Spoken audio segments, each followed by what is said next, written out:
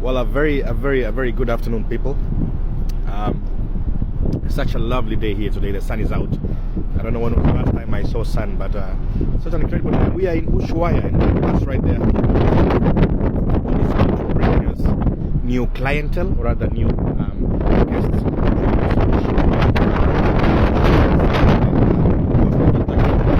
It's really windy today. It's so windy. Well, I'm on a cruise ship sailing the coast of Antarctica for the next 3 to 4 months. That's what I'm going to be doing.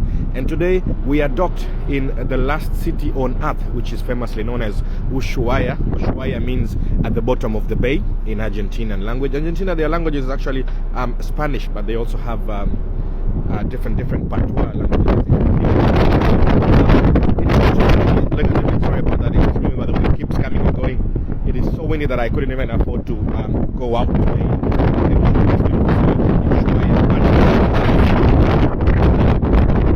I will be doing this same thing for the next 3 months. I'm just trying to move away from the wind. I will be doing the same thing for the next 3 months, so I will have a chance to finally show you a part of Ushuaia. Right now all the way up on deck number 10. This is where the crew area is. Obviously everything is still secured and tied up, but there's a jacuzzi there for the crew. Yay, we have a jacuzzi, but it's too cold for a jacuzzi in this environment. Nonetheless, as I said, we are in Ushuaia today, and the main purpose why we are here is the same purpose as all of these other ships.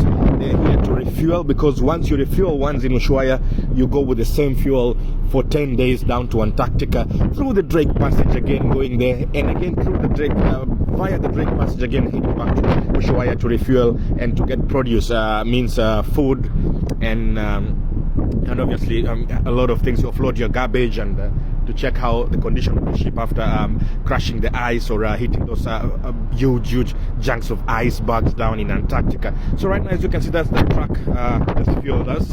We just fueled and we're almost good to go. And next to us today, docked alongside us today, is this beautiful. These are the ships that go to Antarctica. Now, I don't know if you can see that.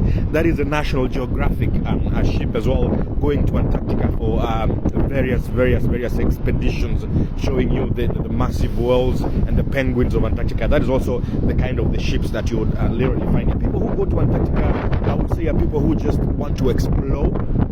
Because it's extremely expensive to be on a cruise ship to Antarctica, and not everybody goes to Antarctica unless you're on a cruise ship, or unless you're on a research ship, or unless you're on a Navy ship. But people ask me what the Navy is doing in Antarctica. Nothing. There's nothing that they're doing in Antarctica, ladies and gentlemen. It's just a strategic point that many countries would like to station their navies, the warships, or their submarines in case of anything. You know how the world is right now.